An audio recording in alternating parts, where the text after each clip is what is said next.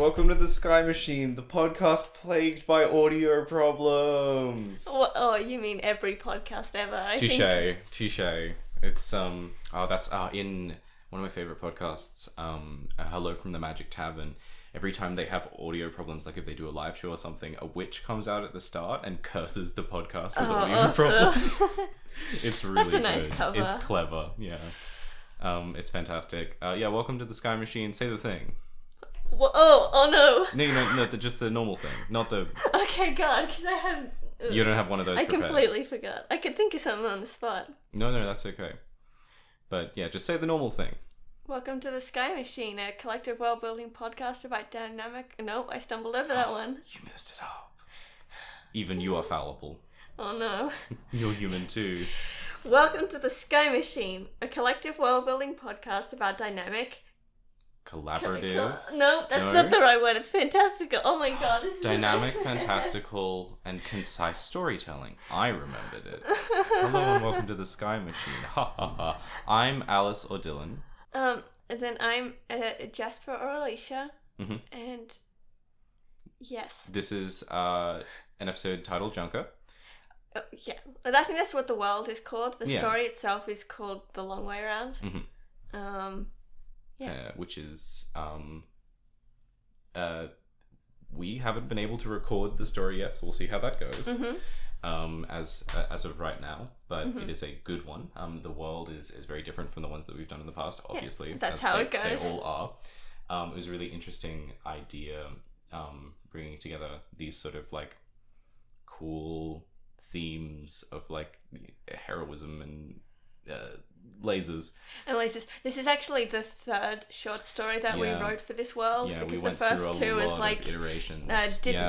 Struggling to get the tone right. Yeah, they were very like dismal sort of stories of loss and longing, which I think are still good stories in this setting. I think they're still in the world. Those things still happen. It's just that for our first introductory story to this world, we needed to match the tone of the world. Yeah, it's funny. Like we said early on that we don't want to write stories that are introductions to the world because there's too much stuff and the world building exists to do that. But we do want to have stories that like key you into the themes and the tone and stuff like that. Mm-hmm. So I think the story that we landed on is way better for that. It's like really grand sweeping and has a lot of like it's a lot more colourful. In terms of the stuff that happens and also the characters. I think that they are really colourful, like dynamic characters, and there's like a repartee between the two of them that's really cool.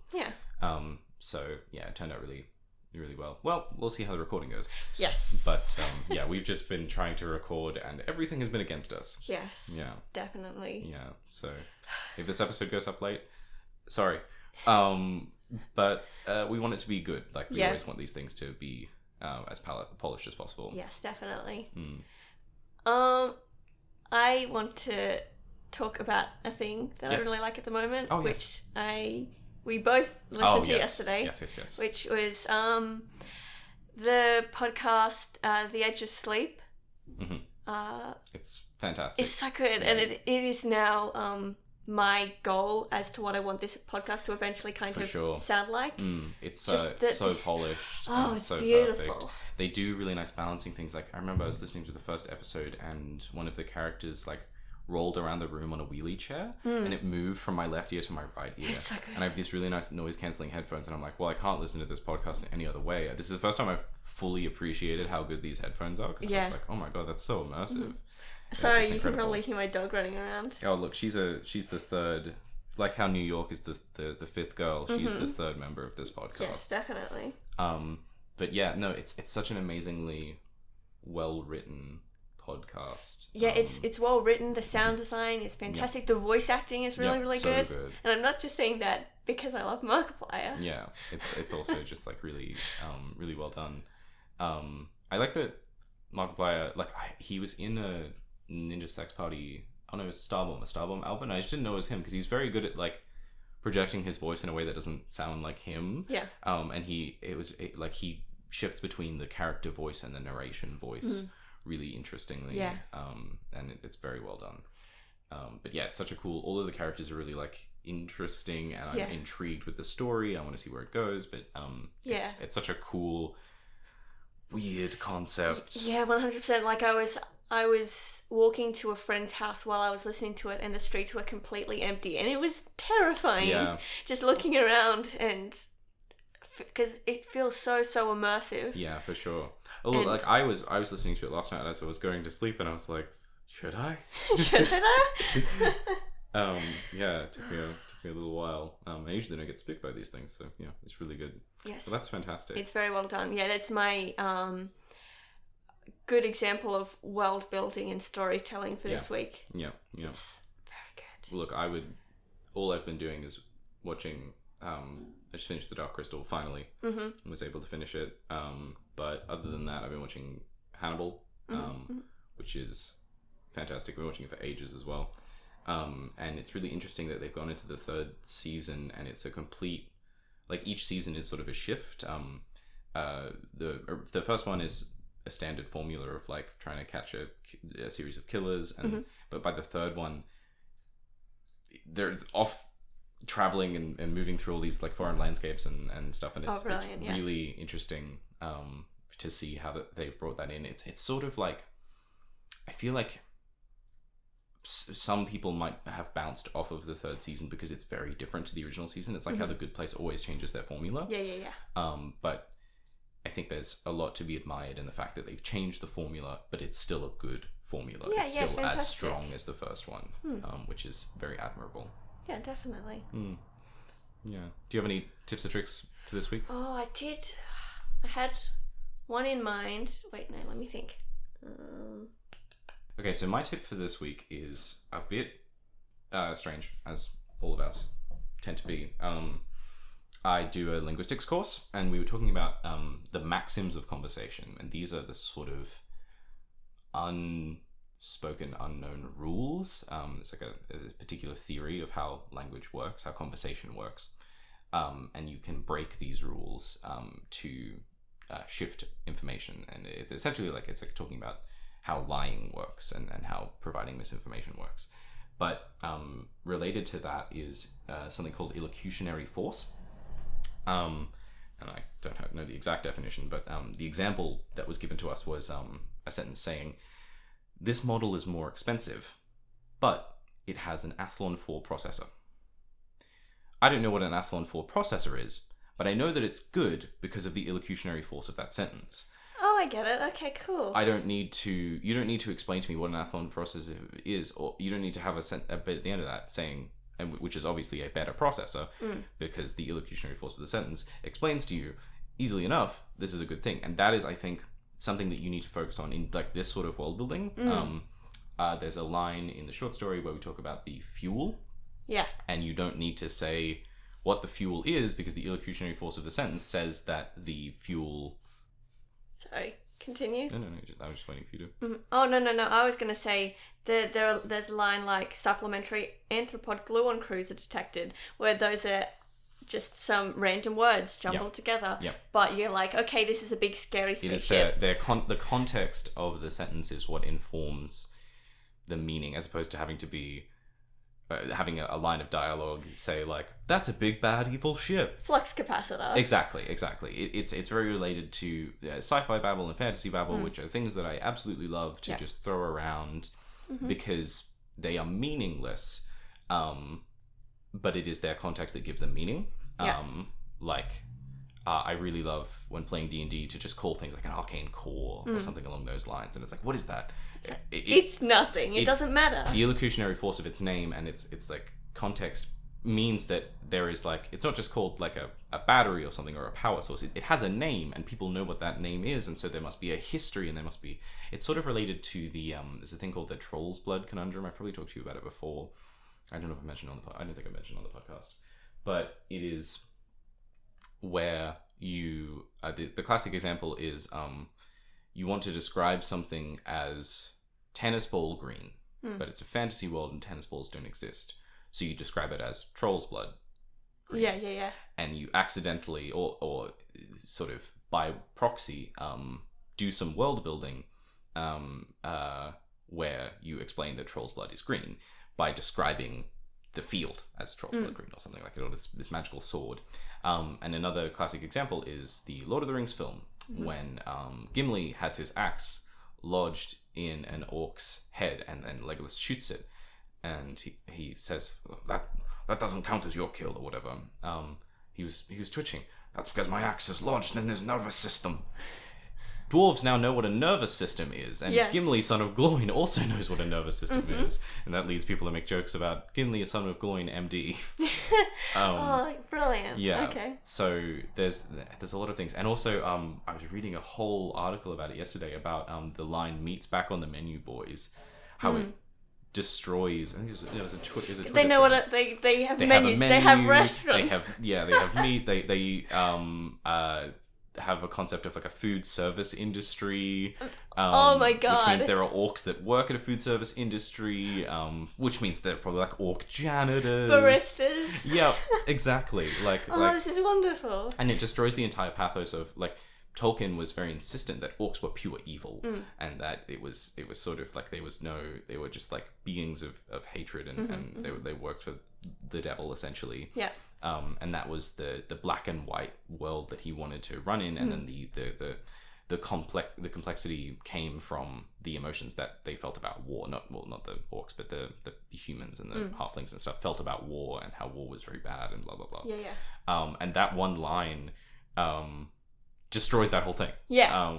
In a very subtle way because of the illusionary force. I don't even know if But I'm using that it's correctly. funny. But it's so funny. It's so good. But using that sort of stuff, and I think we have talked about this sort of thing before, because in the first story we had... Yeah, I had... There were some issues. Issues there where it was like implying the existence of other things, and it's something like that ninjas. Exactly. Ninjas was the example. Originally, she was compared to a ninja rather than a grasshopper. Yeah. But then we had to go, well, do ninjas exist here? Which is, what's cool is like, you see these things, and they are not opportunities for correction, they're opportunities for world building. Because now, a grasshopper is a significant thing in the world. Yeah. What is that? I don't know, we'll find out. Like, it'll probably end up being something important. And just taking those opportunities wherever you can, obviously not too much, because then it just becomes like, oh, none of this means anything, to imply the existence of things outside of, like, have characters talk normally. Yeah. You know, like they don't need to explain things to each other because they do, but it's just like the context of the sentence gives you all of the explanation you need. Unless you're stupid, I don't know. Yeah. But yeah, that's my weird little tip. Fantastic. Once again, mine isn't original. The few are. True. Okay. Mine this week actually comes from Movember. Oh, good. My brother and me. Because I'm slowly listening backwards. I'm up to episode 311, which is called Amber is the Colour of Our Energy. Oh, yeah. And on this episode, Patrick Rothfuss joined them. My boy. And was talking about storytelling and stuff. And he made a point that I really liked, which is he was talking about how lots of people, when they get into world building, because of they've seen Tolkien's work and stuff like that, they go, well, we need to make lots of maps. Maps are a big thing, and developing all of this intricate geography and stuff like that. And he says, you don't have to. It's because that shines in his work, because that is what he was passionate about. He highlighted the stuff he was passionate about in his world. And Patrick Rothfuss was talking about how he loves coinage and stuff like that. So he put lots of development into the monetary systems in his world. In The Name of the Wind, because I remember this example, it was talked about how Tolkien, people are like, well, we have to make lots of Elven languages because Tolkien made all these languages, but Tolkien was a linguist. Yeah. That was his interest. It just so happens that my two interests are maps and language. Yeah. So, but in The Name of the Wind, or the Kingkiller Chronicles, he talks about, it's really cool because he also has an interest in linguistics, but also, coinage. He loves coinage. The silver coins are called talents. So that's like, there's a gold coin, silver coins, gold coins, whatever. And they all have different names. So the silver ones are called talents. There is a specific bar in this world, it's like the most famous bar sort of thing, where if you play there, I don't remember the exact circumstances, but you can become like a patron of this bar, and when you do, they give you a silver earring that is a set of like, silver, you can wear it as a necklace, whatever, but it's a set of like panpipes, and it's called your talent because of the coin. And when you become talented, that means that you're incredible, and that's where the word talented comes from in this world. That's awesome. He's like reverse engineered an English word. Wow. He also does that for wine.